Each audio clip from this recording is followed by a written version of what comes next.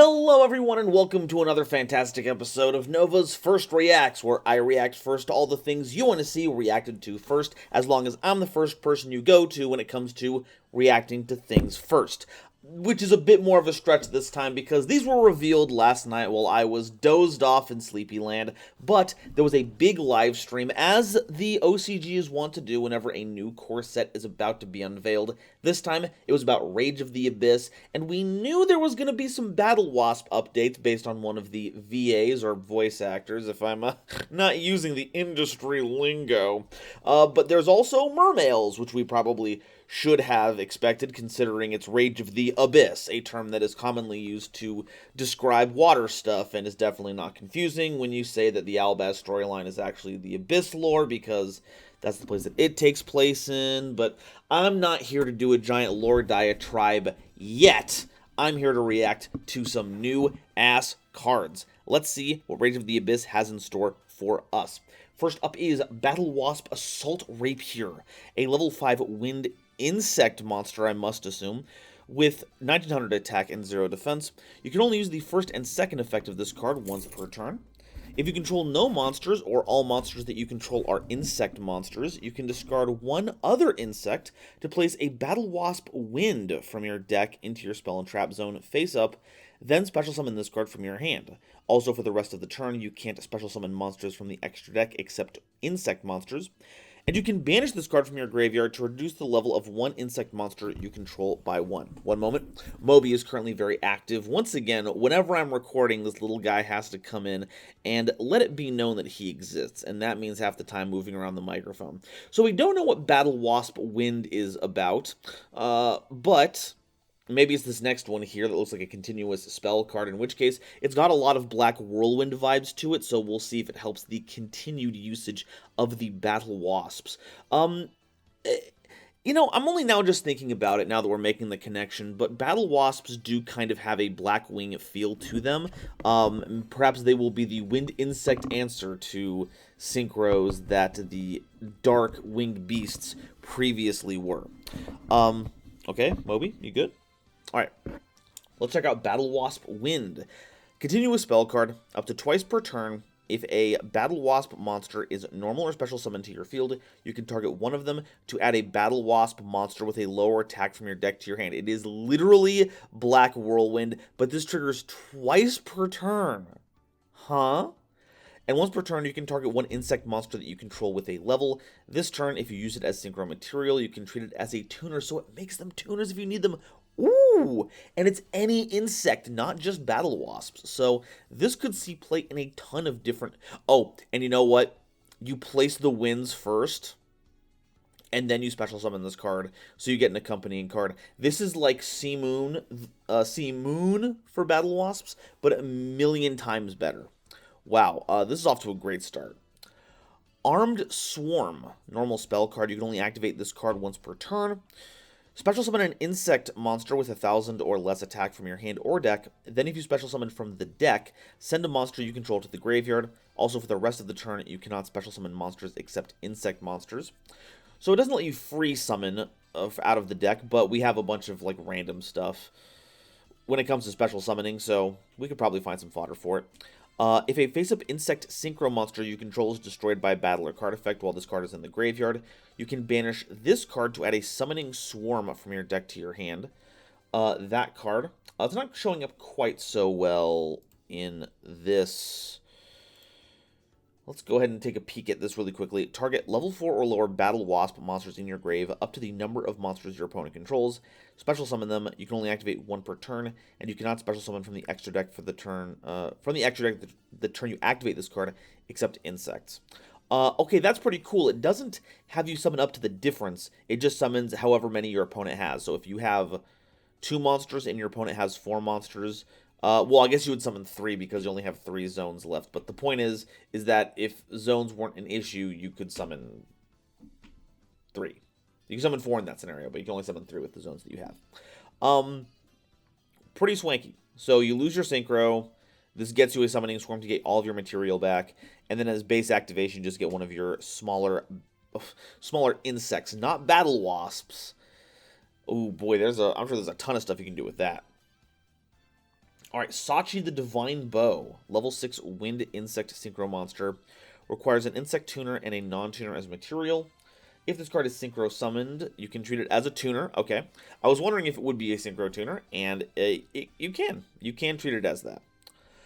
Once per turn, you can return a continuous spell card you control to the hand. During your main phase of this turn, you can normal summon a Battlewasp monster in addition to your normal summon or set this turn. If this card is sent to the graveyard as synchro material, you can inflict 100 damage for each of your banished Battlewasp monsters to your opponent.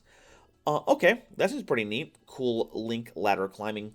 Now, the continuous spell card bouncing seems to be comboing with Battlewasp Wind, but while the on-summon search effect does trigger twice per turn, you can only activate Battlewasp Wind once per turn. So even though this is a soft once, you will only be able to activate one copy of this per turn. So you can't get 2 triggers off of this, bounce it back with this new synchro, play it again, and then get 2 more searches off of it. Though this does mean that if you, over the course of 2 turns, play 2 different Battlewasp wins, you will get all of those triggers, and that seems pretty neat. Next synchro, the next one's a fusion, so this is probably the last of the Battlewasp support cards. For now. Battlewasp Grand Partisan the Revolution, a level 12 Wind Insect Synchro monster with 3000 attack, 2000 defense, uses completely generic material. You can only use the third effect of this card once per turn. It can't be destroyed by card effects. Insect monsters you control gain 200 attack for each of your banished insects, including itself. And if this card is banished, you can special summon it. Then you can destroy cards your opponent controls up to the number of your banished insect monsters. Then you can inflict 500 damage for each destroyed card to your opponent. That's pretty savage. Now, I'm not familiar with Battlewasps. This is probably where I'm going to be covering Battlewasps now that we have some new support to talk about here. But I do know that Bee Troopers have a significant number of cards that banish your insects to enable effects, and Bee Troopers is one of the strongest engines when it comes to insect decks nowadays. So having access to that is going to be fantastic. And then there's, of course, all the Ragnarika stuff that you can do, because these are all insects. So, I'm looking forward to seeing how all this works out. These are some pretty fantastic cards, especially Battlewasp Wind and a Searcher for it. That also triggers it. There are so many just good Battlewasp cards that they just need a shell to work with. Will these bump them up? I don't know. Nothing in here has felt as wild as the stuff that Snake Eyes can do, but I still think they're going to be a good addition to the theme. They'll get a lot more powerful here. Here's hoping for their continued success in the future. Okay, next up we have Pride and Soul Ultimate Dragon, a level 12 Dark Dragon fusion monster that requires 3 monsters with 2500 attack or defense. This fusion summoned card cannot be destroyed by your opponent's cards. Also, it cannot be targeted by your opponent's card effects. Okay. This fusion summoned card gains 4500 attack and defense while there are 25 or more cards in your graveyard. And once per turn, if there are 25 or more cards in your opponent's graveyard, you can destroy all cards that they control. Okay, so this is another reference monster. There's like the Magician of Pride and the Dragon of Soul or something that are like Dark Magician and Blue Eyes references. This is the Ultimate Dragon, so it's an Blue Eyes Ultimate Dragon reference. The reason that they look for 25s is because it's like the 25th anniversary cards. It gains 4,500 because... the idea is that it doubles its attack. Previously, the whole 2,500 attack stat line, they gained 2,500 as a double, so they added this on there. So if your grave gets big enough, it's a 9,000 attack monster. If your opponent's grave gets big enough, it's a board wipe, and it's also very difficult for your opponent to interact with. 3 monsters that have 2,500 or more attack and defense. This feels like it should be a branded card, but because it's level 12, I think it's going to be difficult to summon. If I remember correctly, and let me know down below, I'm working off of remembered knowledge here. Lubellion and Albion fuse level 8 or lower fusion monsters, whereas Cartesia is the one that fuses for level 8 and higher monsters. So that means that the monsters that could use graveyard material, and thus all of the Albaz fusions that have a 2,500 stat somewhere, are less easy to make. because you're not going to be able to use free material from the graveyard. That being said, it is a dragon monster, so we could use Dragon's Mirror instead. So this seems like a just even ignoring all of these, it's a 4,500 attack monster that can't be destroyed or targeted by card effects. That's not the end-all be-all. There are effects that don't target out there. Even ones that don't target and don't destroy. Madolche still deals with Pride and Soul Ultimate Dragon quite easily, but this is an option to keep in mind for fusion decks, especially of a branded variety. So I expect this will have a time in the spotlight at some point. Marionette Puppet Shark. Oh, it's a shark trap card and a puppet trap card. We should be able to search this with the new Chaotix Machinex. Normal trap card, you can only activate this card, copies of this card once per turn. You'd attach a material that you control, I presume from an Xyz monster that you control, and if you do, excavate the top 4 cards of your deck, and choose one of them and apply the following effects based on its type. Place the remainder on the top of your deck in its original order. If it's a monster or a spell card, you can add the chosen card to your hand. If it's a trap card, you can set it and it can be activated this turn. Oh, that's... Wait, that's just good. Hold on. So, this is searchable in the Gimmick Puppet deck. Yeah, it's searchable in Gimmick Puppet deck, but if you're playing an Xyz deck in general, you can set this, look at the top 4, and pick any card you want out of them. Now, granted, the trap card is going to be the best one, because if you're activating this, the soonest you can do it is during your opponent's turn, other things notwithstanding. So, being able to find a trap card, setting it, and letting you activate it immediately seems pretty good, but in general, you're just drawing a card out of your top 4 that you just get to have. Heck, the monster that you grab, if it's a hand trap, that also gets to be immediately usable. This card seems just generally really cool, and all it costs you is one of your Xyz material, which, if you're playing an Xyz deck, you probably got a couple lying around. This is a cool tech pick. I don't know how useful it'll be, or how widespread it'll be used, because I think the effect itself is useful, but trap cards always have a hard time of it if they aren't just breaking the game, so we'll see. Okay, Mermail stuff. Abyss Rain, the Atlantian Spirit. Level 3 water monster. It is always treated as a Mermail card, so it is both Atlantean and Mermail. You can only use each effect of this card, each of the first and second effect of this card once per turn, but it only has those, so that's just both. It has 1,600 attack and defense. You can send this card from your hand and an Atlantean or Mermail monster from your hand or face-up field to the graveyard to take a level 7 fish, sea serpent, or aqua monster from your deck and either add it to your hand or special summon it. Also, for the rest of the turn, you can't special summon monsters from the extra deck except water monsters. And during your opponent's turn, you can banish this card, then discard a card to draw a card. Okay? So if this randomly ends up on your field, you can trigger that. If you discard a water monster for this part, because it is cost, then of course you do get to trigger its effects. The thing about the Atlanteans, and more the Atlanteans more so than the Mermails, is that, although some Mermails do, is that they check to see if they're used as effects for water monsters. So this has 2 effects that will allow for that. This one by searching your level 7 fry types. I don't have an exhaustive list of those at the top of my head right now, but you can get Abyss Megalo, which is one of the best ones. Abyss Megalo and Abyss Stias are 2 of the big ones. So getting access to those 2 is pretty good while triggering an Atlantean or Mermail effect, and then you randomly have a draw effect, so, you know, why not? Mermail Shadow Infantry. Now, this one is named Mermail, but it's treated as an Atlantean card. So that's cool because these are Atlantean creatures, as we've seen from previous cards like Attack Squad and Pikemen. But this kind of fully solidifies the connection between the 2. You know, now that the Atlantean main leader has turned into a Mermail monster, as per the magic of the Golden Ring. You can only use each of the 1 and 2 effects of this card once per turn. You can discard a card. All water monsters you currently control become level 7. Oh. Okay. That really smooths out the levels for Xyz summoning a lot. That's actually really cool. If this card is sent to the graveyard to activate the effect of a water monster, you can special summon a level 4 or lower Atlantean or Mermail monster from your deck. Also, you can't special summon monsters from the extra deck for the rest of the turn except water monsters. Okay. Neat. Discard. Everything's 7. And then you send it to grave for something. you get a free summon. A pretty good, pretty solid bridge for enabling stuff. I dig. Okay, Abyss Trident. Equip spell card. You can only activate this card once per turn. You can only activate the third effect of this card once per turn. Special summon an Atlantian or Mermail monster from your graveyard, and if you do, equip this card to it. So we have a Monster Reborn equip spell. If the equipped monster would be destroyed by battle or card effect, you can send this card to the graveyard instead. Notably that if this leaves the field, the equipped monster does not leave the field.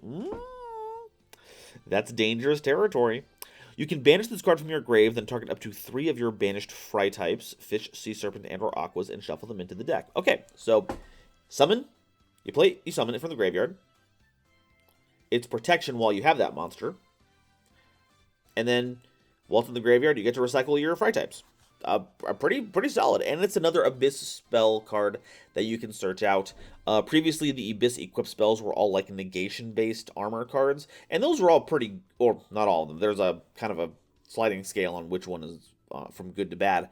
But having another option for those search effects is not terrible, especially when it comes to extending your plays. Poseidra Abyss, the Divine Atlantian Dragon. Now, why are you here is the question. So I had to learn this because one of my good friends recently, Coffee Ninja Ryu, basically forced me to learn Atlantean lore for his quiz show. I guess as a repercussion of his quiz show would be the best way to put it. And we know that Poseidra turns into GoldenNovaYugioh Abyss because he uses the golden ring that the Mermails had that controls the weather, that has the ancient spirit of the Mermail King inside of it. So by using it, it transformed him into GoldenNovaYugioh Abyss, the rank 7 guy that negates things. Now we have a rank 7 Poseidra Abyss, the Divine Atlantean Dragon, who appears to have King Ghidora'd themselves into existence. Can't wait to see where this story goes. Rank 7 requires 3 level 7 monsters, is a Sea Serpent, has 3,000 attack, 1,800 defense. Once per turn, you can also Xyz summon Poseidra Abyss, the Divine Atlantean Dragon, by using an Atlantean or Mermail Xyz that you control as material. Is there an Atlantean Xyz monster? I guess this is an Atlantean Xyz monster, so you could overlay it on top of this. Once per turn, you can detach 2 materials from this card, and then send a water monster from your hand or deck to the graveyard. Return up to 3 cards your opponent controls to the hand. Oh, that's pretty good. So by being able to send a water monster from the deck as cost, A, you can almost always pay it if you have cards in your deck, and B, it can trigger any of those water monster effects from your deck. So it is removal, and it triggers one of those effects. Already a good start, especially since you can slap it onto any of the on-theme Xyz monsters after they do their stuff. If this Xyz summoned card is sent to the graveyard, you can discard a card, special summon 3 at level 3 or lower fish, sea serpent, and or aqua monsters from your hand and or graveyard. Okay, so if it goes away, you get to replace it with 3 itty-bitty ones. Not terrible. This is pretty good. This is a pretty good boss monster to update, not update the theme, to be the new big boss for the theme. Alright, and here we go. Neptibus, the Mermail King. Link 3 Sea Serpent Link monster. Requires 2+ monsters, including a fish, sea serpent, or aqua, so at least 1 fry type. You can only use each of the second and third effects of this card once per turn. First, your opponent cannot target water monsters this card points to with card effects, so this one is on the table, but things below it cannot be targeted. If a water monster is sent to the graveyard to activate a card effect, you can take an Abyss equip spell from your deck or graveyard and either add it to your hand or equip it to this card. Oh, okay, we'll get into that in a second. If this card is destroyed by your opponent, you can add an Atlantean or Mermail monster from your deck to your hand. Okay, so first up, it looks like this is the first stages of GoldenNovaYugioh Abyss because it has the Poseidra from the waist down going on right here. We have seen Neptibus as the, Atlantean prince beforehand. Now they're the Mermail King, so, gotta love the overlap there. First effect, it keeps your water monsters from being targeted. So this is just generally good for any water deck. You can just put this in the EMZ and get a little extra bonuses for your water monsters. The second one is really good because we are constantly sending water monsters to the grave to activate card effects. So we can get back the the Abyss Equip spell we talked about earlier that reborns cards. This one will give it some protection instead of reborning something. Or we can equip the armors that negate monster spell or trap effects, depending on which one you get. So you can repeatedly re-equip those to repeatedly enable negates, which is amazing. Oh, and then instead of equipping it to this card, you can add it to the hand. So you can get the reborn equip spell into your hand instead of equipping it to this one to protect it. And then lastly, if it's destroyed, you can float it into a monster. Pretty good stuff here. This is a pretty wild update to the theme, I'm not gonna lie. So we have this one that searches out our level 7s, which I think is pretty good. You do it as a -1 though, which is rough because we need the materials to pay for other effects. Like if we're going to get Abysdius, we need to make sure we have a water monster to use with it. But the whole point is that we have monsters that trigger when used as to pay cost for water monster effects. So hopefully that lines up in a way where it's not taxing your resources too much. Shadow Infantry. Once again, just the fact that you can make all of your waters level 7s to access the rank 7 pool easier is fantastic on its own. And then you send it to the graveyard, and then it becomes a free summon out of the deck. Like you can make this. It's kind of the trick where you put a Mermail under Abyss Dweller. Detaching it as material and sending it to the graveyard is technically sending it to the graveyard to activate a water monster's effect. So by making this level 7, putting it under an Xyz monster, and then detaching Shadow Infantry, you then get another summon. So that's pretty goofy. Trident is a good reborn target, or reborn option. Divine Atlantian Dragon is a hell of a board breaker.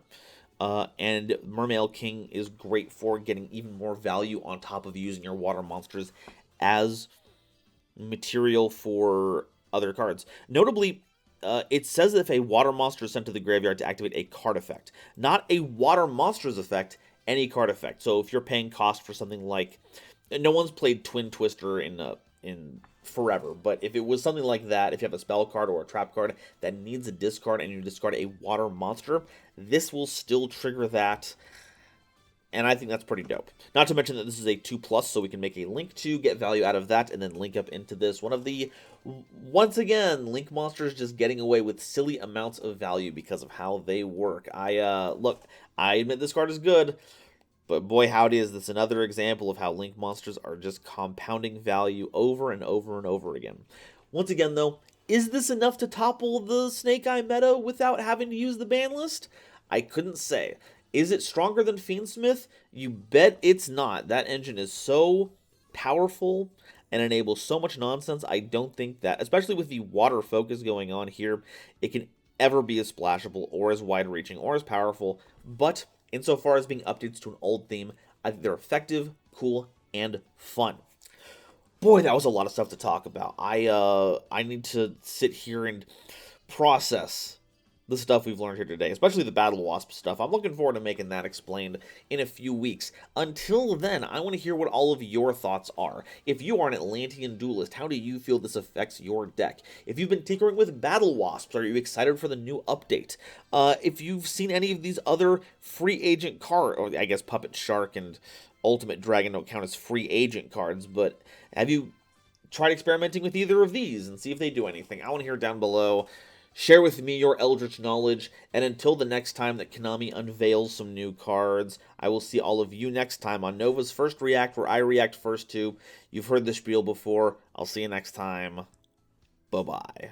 Today's episode is brought to you by my lovely patrons, as well as the wonderful people over at Dragon Shield. Get the sleeves as strong as dragon scales and save 5% on your order by using the coupon code GoldenNova at checkout. And speaking of those lovely patrons, I'd like to give them a thanks right now. This month's Quasar Commander is Upstairs Media. Nebula Navigators are Third Dynasty, 50 Gigabits, Ada Basilisk, Adam Zajdel, Owexotowe Hime, Anansi Dragon, Ancient Wizard, Andrew Newman, Kane Senpai, Chibi Gohan, Christopher Fuss, Clockswork, Comrade Copperbottom, Emily Chan, Eric, Frankie, Garland Chaos, Green Knight, Gloomba 331, Great Big Pillock, Groog, Harebear, Harry the Ominous Benefactor, Howling Zangetsu, Iron Zero, Iskander 711, Carp, Leo 458, Mana Charge,